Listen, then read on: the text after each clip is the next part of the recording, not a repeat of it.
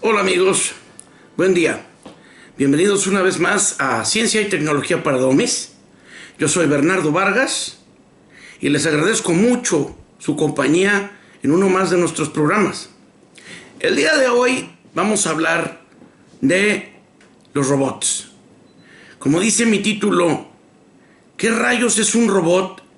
¿Y a quién se le ocurre que los niños de primaria deben de aprender robótica? Bueno, primero que nada, quiero ir a través de la historia de los robots, de dónde viene, qué son, para que, pues, si nos preguntan, si opinamos, pues más o menos tengamos una idea, pues, de dónde viene la idea, ¿no? Bueno, desde el año 1600 se tiene documentado que en Egipto existían ciertas estatuas que eran estatuas pues de sus dioses, ¿no? De sus ídolos. Y estas estatuas, cuando les rezaban y les dejaban pues alguna ofrenda, las estatuas se movían, tenían un movimiento y les decían con ese movimiento sí o si no, como si sí su oración era aceptada y iban a obtener lo que querían o no. Entonces, eso es en el año 1600 antes de Cristo, o sea, hace 3600 años. Tiene cierta lógica. Pudo, bueno, me imagino que con ciertos mecanismos, etcétera, pero para las herramientas y la capacidad técnica que tenían los egipcios en ese tiempo, bueno, pues no dejan de sorprendernos con la construcción de las pirámides y pues muchos de los monumentos, cómo podían maquinar el granito de forma tan precisa y esos bloques tan enormes, cómo podían al mismo tiempo darles dimensión y planearlos para una construcción, etcétera. Entonces, pues se ve algo fantástico, pero pues existe esa, pues está entre una tradición y una leyenda, pero está escrito. Luego, posteriormente, en el año 600 en China, es igual, también dice la tradición que el emperador tenía en su palacio instalados para relojes, los cuales eran automáticos. Y los relojes, cada hora salían un par de guerreros y sonaban los gongs de los relojes. Esto es en el año 600, para el año 600 antes de Cristo. Digamos, ya es un poco más cercano. Podría tener un poco más de lógica, quizá con algún mecanismo hidráulico, pero no se cuenta con más detalle, no se sabe realmente de su diseño. Pero eso sí, es ya para la edad de la etapa de los griegos, que nos vamos acercando, que es ya en el año 400.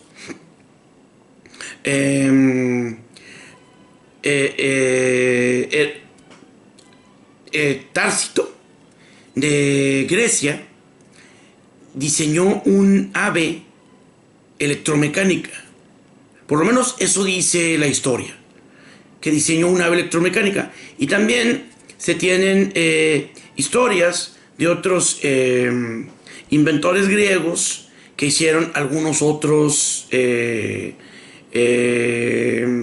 elementos también mecánicos, principalmente impulsados por agua, o sea, hidráulicos. Esto está documentado ya en el año 300, porque hay que recordar que Alejandro Magno conquista Egipto en el año 300 y entonces él funda en la ciudad de Alejandría en Egipto y ahí también se funda el la enciclopedia, la biblioteca de Alejandría. Entonces, estaba registrado, se dice que había documentos en la biblioteca de Alejandría que desarrollaron inventores griegos, los cuales relataban igual la invención de dispositivos mecánicos automáticos para subir agua, para abrir puertas, relojes, abrir ventanas, cerrar ventanas, etcétera, de forma automática. Es decir, ya en ese tiempo se tiene registro de que existían estos automatismos, que era lo más cercano a un robot, ¿verdad? Bueno, entonces seguimos avanzando. Es importante más o menos, yo quiero que entender la historia. Entonces, espero no tardarme mucho con todo esto. Ya para el año... tenemos que recordar que después Roma conquista el imperio egipcio, ¿sí? Y es hasta el año 400 después de Cristo cuando en Constantinopla se tiene registrado que también las personas que vivían ahí en Constantinopla, los investigadores que mantuvieron de alguna manera el conocimiento que tenían los griegos, porque hay que recordar que pues realmente se conoce como los imperios grecolatinos, ¿sí? Porque Roma adoptó muchísimo de los conocimientos de los griegos, pues adoptaron la religión, adoptaron la ciencia, las matemáticas, la filosofía, etcétera, ¿no? Entonces, ahí en Constantinopla, cerca del año 400, también se tiene registrado que el desarrollo de varios relojes también hidráulicos, ¿verdad? Bueno, pues hay que recordar que posteriormente viene la Edad Media, ¿sí? El Imperio Romano pues llega a un decaimiento del Imperio Romano, y es hasta en el año 1000 donde los árabes musulmanes que conquistaron primero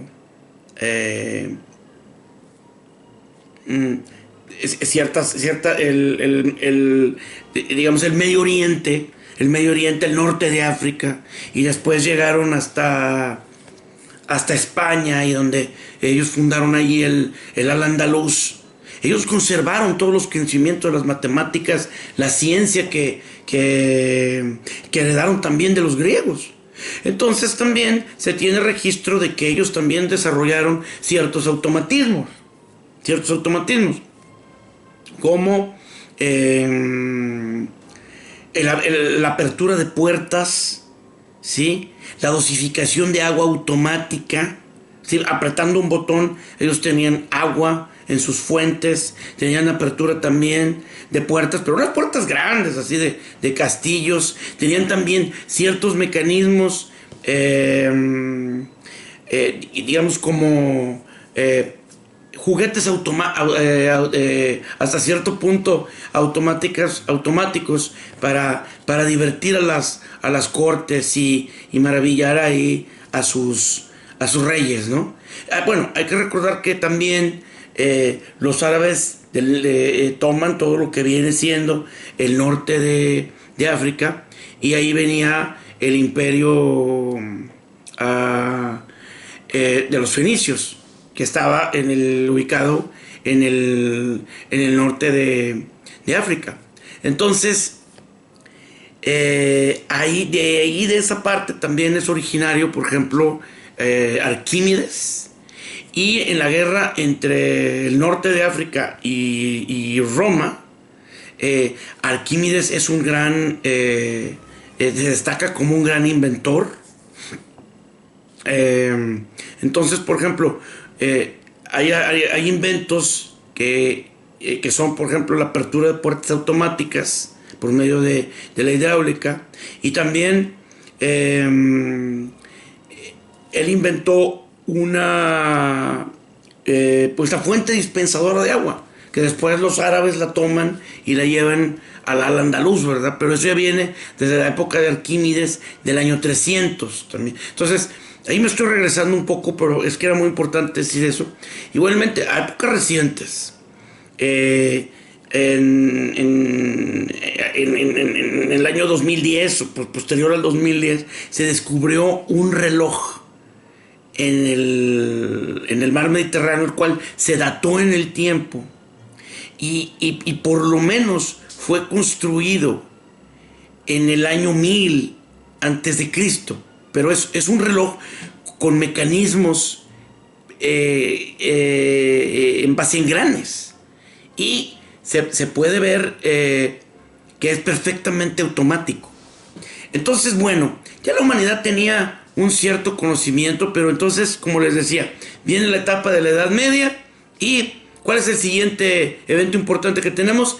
En 1500, es hasta 1500, el año 1500, con Leonardo da Vinci, que Leonardo da Vinci inventa, entre todos sus inventos, todo lo que él creó, inventa también un robot, pero este sí, perfectamente, sería el primer robot documentado, porque todavía existen los dibujos, perfectamente a la imagen del ser humano, y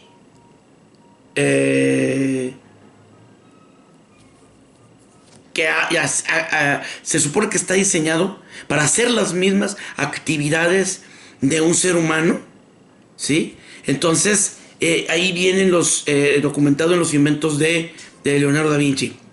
Aquí viene algo muy importante. En sí, pues, ¿qué es un robot? Entonces, ahorita interrumpo un poquito la historia para decirles, porque es la primera vez en la historia que tenemos documentado que alguien inventa un robot y a él lo concibe como un aparato con la imagen humana, pero que es capaz de hacer ciertas actividades también de acuerdo a la forma de un ser humano. Entonces, la definición de un robot es esa. Es un aparato mecánico diseñado para que pueda reproducir ciertas funciones del ser humano y que trabaja de forma automática.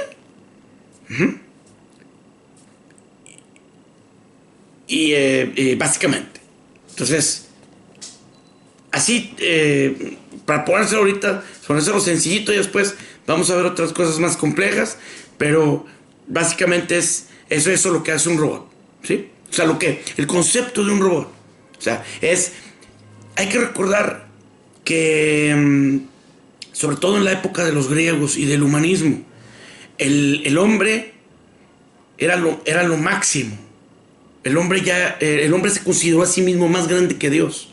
Entonces, ¿qué podría hacer al hombre más grande que hacer alguien, o sea, hacer algo a completa apariencia y representación del hombre, y que pudiera llevar a cabo actividades de forma autónoma y automática? ¿Qué podría ser más grande al hombre que su propia creación? Entonces, por eso ese es el concepto de un robot, ¿sí? O sea, otra vez, es un instrumento eléctrico, mecánico, etcétera, que trabaja de forma autónoma y automática y que lleva a cabo actividades similares o idénticas a las de un ser humano, y es programado por el ser humano y sigue las reglas que establece el ser humano. Básicamente, eso es un robot. Ya le puse un poquito más de cosas, pero eso es lo que es en sí, o la intención de lo que vendría siendo un robot. Bueno, entonces ya dejamos a Leonardo y ya podemos entender el concepto de un robot. Y ahora, a partir de Leonardo, ¿qué sucede? Bueno, hay que recordar que a partir del siglo XVI, XVII, XVIII, Y ya con la etapa que llega de la Ilustración y el Renacimiento, ¿sí? Hay una cantidad de científicos y de inventores que, heredando las tradiciones de los científicos que venían precisamente del inicio del Renacimiento, avanzan, como por ejemplo Sir Isaac Newton, Kepler, Leibniz, Anton van Leeuwenhoek, y pues países empiezan a ser independientes como los Países Bajos, Alemania, y entonces la ciencia empieza a explotar.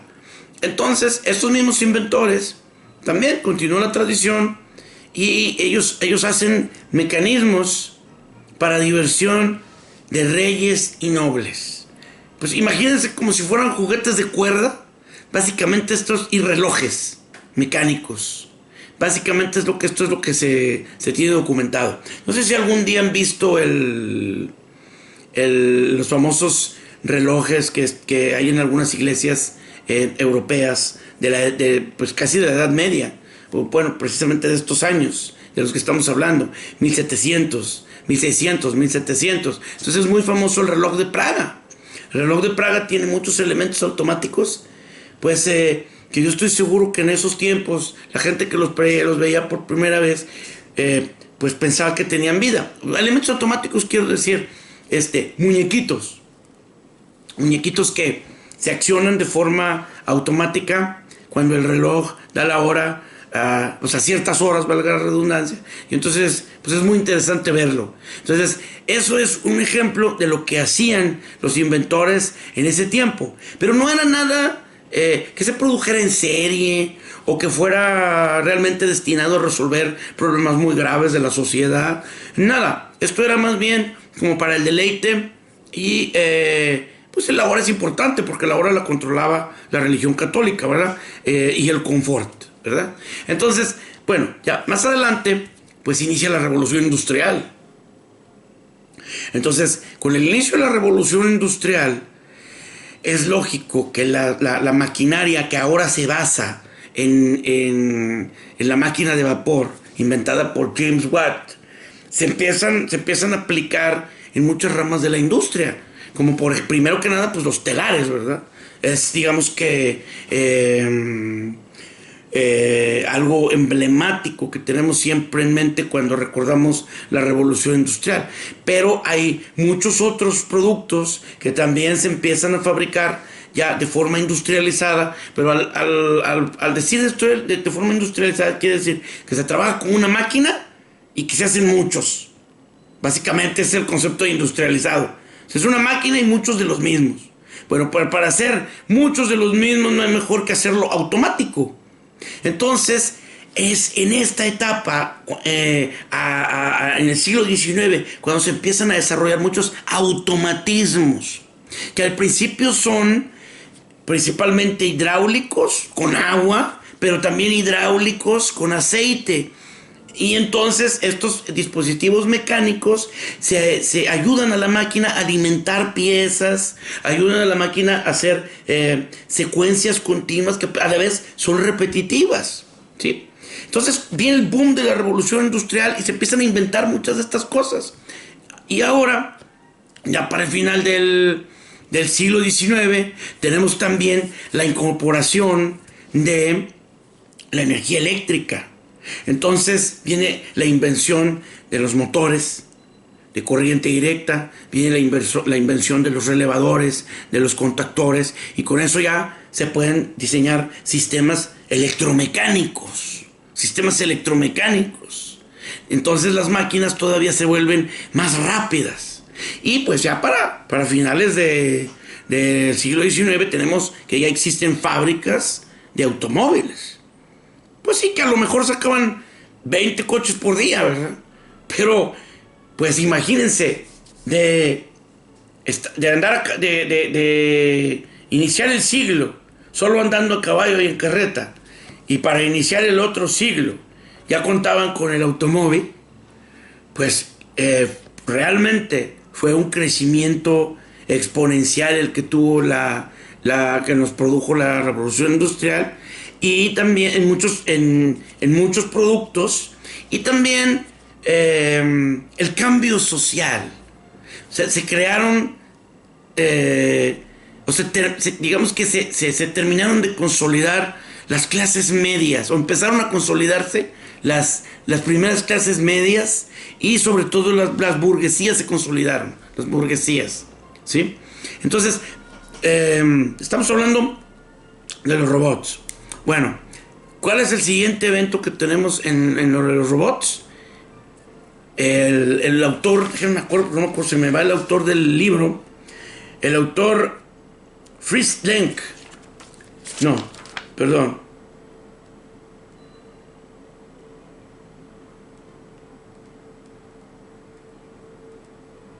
Sí, Fritz Lenk inventa... No, permítanme. Se me fue. L. Frank Baum. L. Frank Baum. Él escribe el libro El Mago de Oz. Entonces, en El Mago de Oz tenemos ya el primer elemento que le da la forma a un robot y que se difunde a nivel mundial en un libro. O sea, es la primera vez que la mayoría de los ciudadanos que tienen acceso a comprar un libro pueden ver cómo es un robot y pueden empezar a usar su imaginación. Por eso esto es tan interesante. Por eso, aunque no me acordaba del autor, quería mencionárselos. L. Frank Baum, ¿sí? El Mago de Oz, y ahí crea este personaje que se llama el Hombre de Hojalata. Pero el Hombre de Hojalata no es más que un robot. ¿Y de dónde viene? De toda esta fiebre de la revolución industrial, de que toda Europa, Rusia, Estados Unidos, Canadá, el Japón, es decir, todos los países desarrollados están enfrascados en la revolución industrial. Entonces de ahí viene esto. Posteriormente,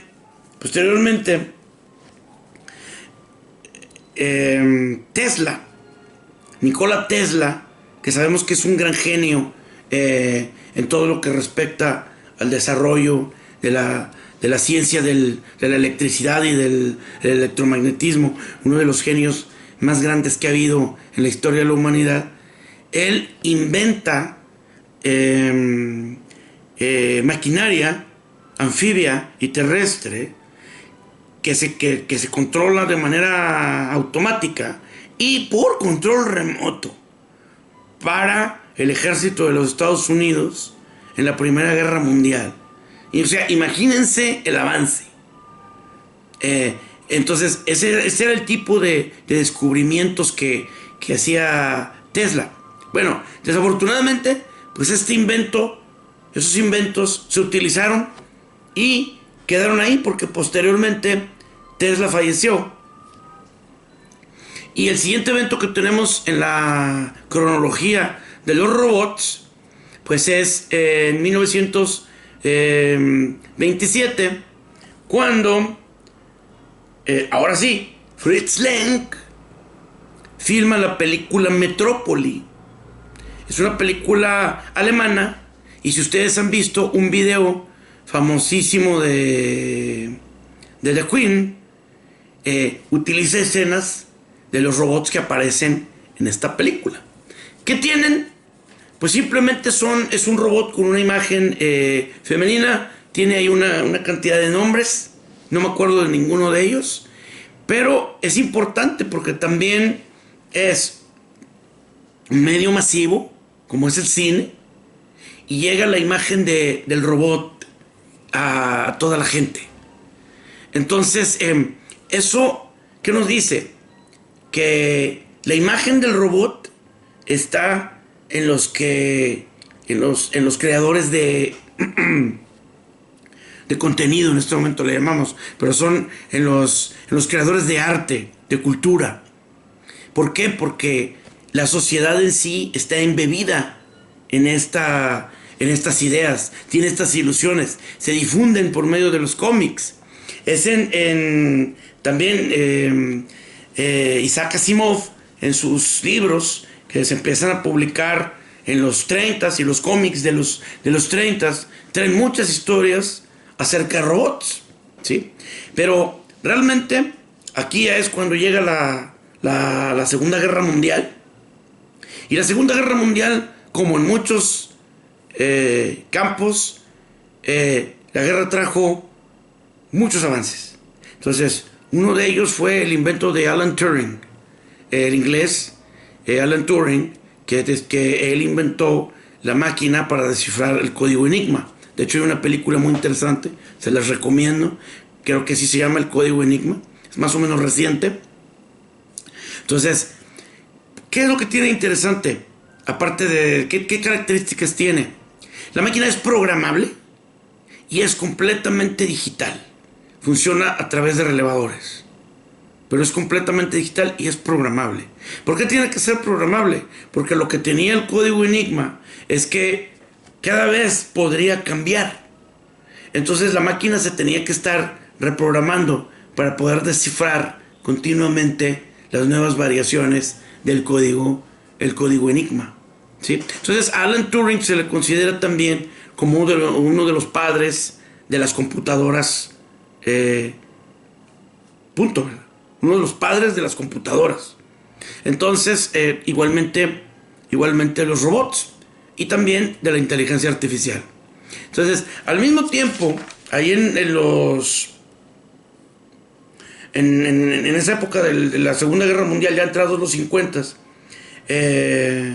William Grey Walter es otro inventor inglés. Él inventó unos robots, pero que no son digitales. Digital quiere decir que es 1 o 0, que es discreto. 1 o 0, 1 o 0. Él inventó un sistema en base a un control análogo. Y él inventa las famosas, sus famosas tortugas. Esas tortugas eran capaces de moverse con un robot, obviamente pues, con robots eléctricos, eran capaces de moverse automáticamente a un cierto objetivo o en búsqueda de la luz. Entonces, él desarrolló un sistema para que sus tortugas fueran de la oscuridad hacia la luz para volver a cargar sus baterías. Qué interesante, ¿no? También. Pero realmente toda la industria de la computación y de los robots y de la inteligencia artificial, la rama que sigue es la de Alan Turing. Bueno, y es aquí ya en 1950 donde en Estados Unidos George Devil inventa y fabrica el primer robot de uso múltiple para aplicación industrial. Él lo inventa en 1958, 58. Y ya en 1961 General Motors lo compra y es el primer robot que se instala en primer robot automático, completamente automático, programable y digital, basado en el sistema de bulbos todavía, creo que es de transistores ya, en la industria automotriz.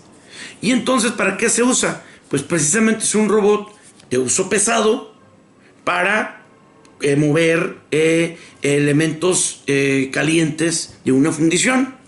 Una aplicación muy común en los robots. Es una aplicación tanto para incrementar la eficiencia, porque normalmente son elementos muy pesados en los que normalmente se tendría varios operadores para cargar una pieza, y por otra parte por seguridad, para que las personas pues no se hagan daño y pues obviamente menos gente, rapidez, mayor seguridad, pues un golazo, ¿no?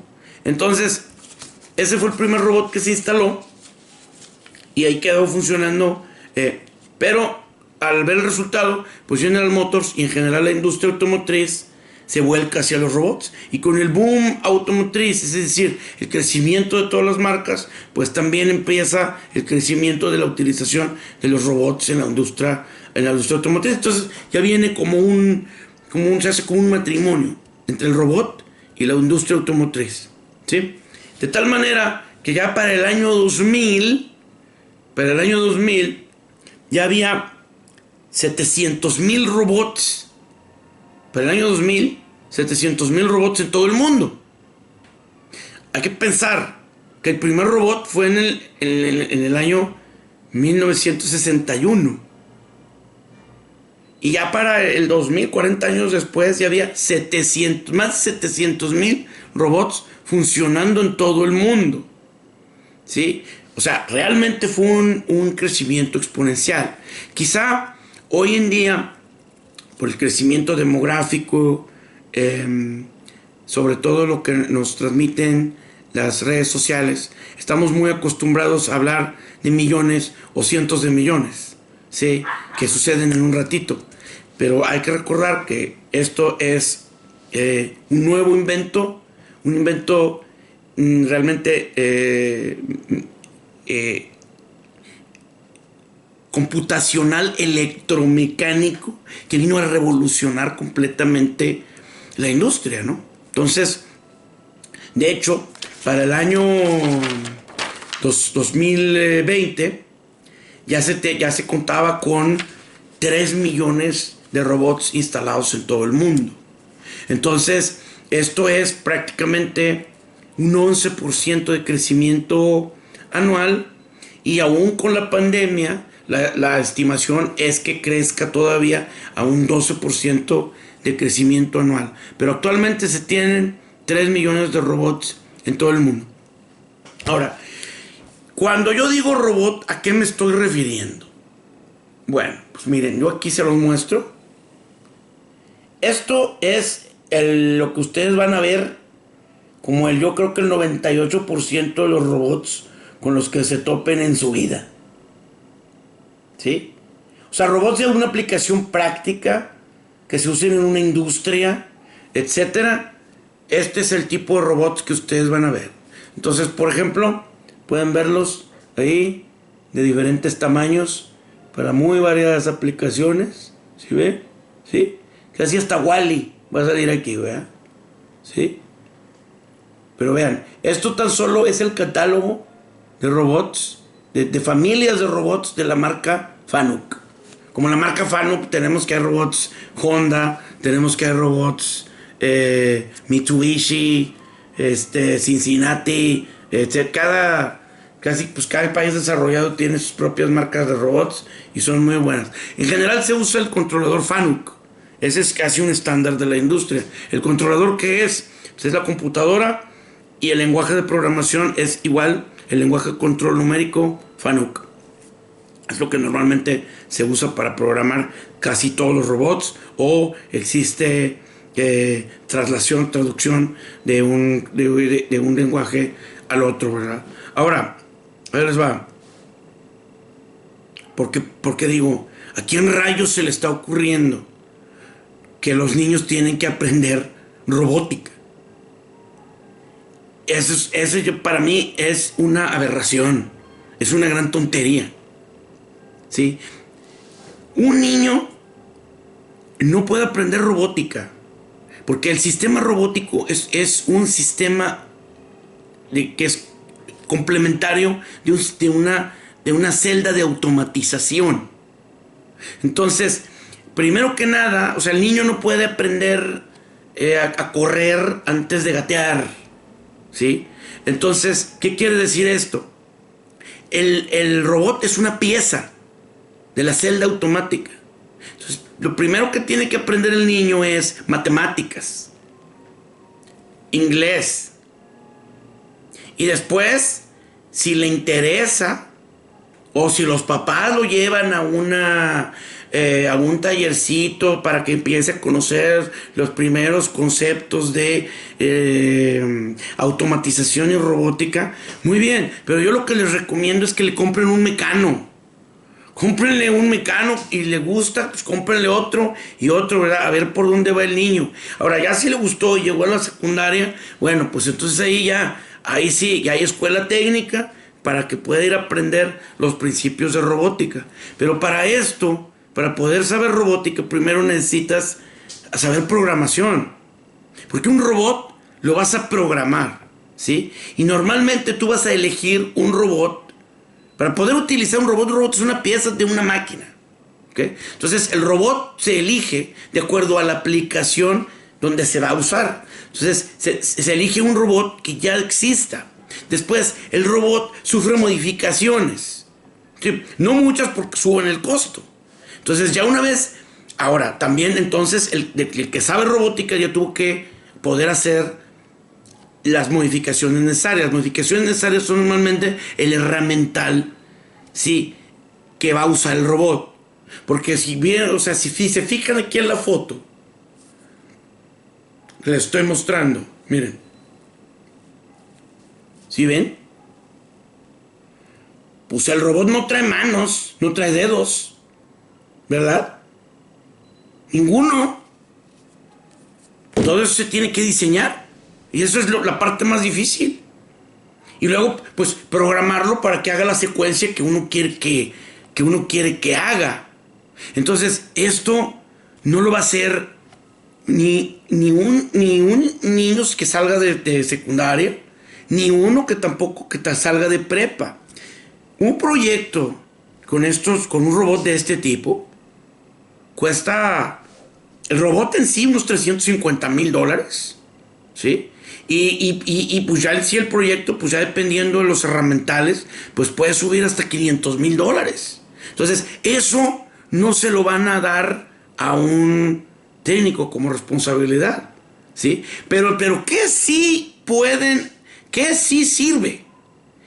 Si saben matemáticas, si saben inglés y aprenden en una escuela técnica en automatización y eléctrica y PLCs, ¿sí? Automatización eléctrica y programar PLCs. Ese es el principio. Con eso están del otro lado, ¿sí? Ahí salen de la prepa y tienen trabajo. ¿Por qué? Ahora les va. Sobre todo, es que estamos hablando de nuestro nivel país, ¿sí? Ustedes vieron que hay 3 millones de robots instalados en el mundo. Bueno, aquí en México, yo creo que si tenemos un 2% de esos robots es mucho. Quiere decir que serían 6,000 robots. Así. Si tenemos, sí, ¿no? Un 2% de 3,000, 2 por 3, 6, son 600, ¿no? ¿No? ¿Sí? Luego, un 2% de 3 millones, pues son 3,000. Entonces, pues no. Bueno, 2 por 3, 6 son 6,000 robots aquí en México. Es posible. Con suerte tenemos 6,000 robots de ese tipo instalados aquí en México. Con suerte. ¿Sí? Y sí hacen falta técnicos para hacer el upgrade, darles mantenimiento, inclusive cambiarlos. Sí, pero esa robótica no se les va a enseñar ni a los niños de la primaria, ni a los de la secundaria, y ya en la prepa empiezan a aprender y ahí pueden ya completar su escuela técnica en robótica. Pero para eso, como les digo, tienen que saber inglés, matemáticas, automatización, y en automatización, PLCs. Y ya después de los PLCs ya se pueden especializar en robótica, ¿verdad? Entonces, esa educación en robótica ya es para gente que ya lleva un cierto avance, que ya tiene lo básico, ¿verdad? Sí, que ya se los mencioné. Entonces, pues por favor, que no les engañen que los niños saliendo de la secundaria van a poder ir a programar robots. No, hombre, ¿en dónde? ¿Y quiénes van a hacer esos robots? O sea, ¿quién se los va a comprar? Y no se usan los robots aquí en México porque los robots son para sustituir gente. Y aquí nuestros procesos están basados en nuestra costo de mano de obra competitivo. No quiere decir que aquí nos manden a hacer todas las cosas con las manos y en la banqueta, ¿verdad? No. Aquí mandan maquinaria, o el diseño de la maquinaria que nosotros queremos tener aquí es automático, que tenga que nos dé la capacidad de controlar la calidad de forma automática también, lo cual quiere decir los dispositivos error proof, que las máquinas vengan con su secuencia de trabajo para que los operadores no puedan adelantarse, etcétera, que el operador no pueda cometer errores, sí, que el operador pueda darle mantenimiento a su máquina, sí. Sí tiene unas ciertas características tecnológicas, tiene sensores de visión, tiene sensores de color. O sea, hay muchas cosas muy interesantes, ¿sí? Y para eso los técnicos de mantenimiento necesitan estar especializados en eso, en automatización, PLCs, ciertas capacidades en diseño mecánico son buenísimas, en herramientales, ¿sí? En instalaciones eléctricas, es electrónica, eso es perfecto, eso es lo que se tienen que enfocar. Entonces, por favor, que no les jueguen el dedo en la boca. Esos son los robots. Los robots sí están, sí van a venir, sí, pero ahorita no. Eso es más adelante.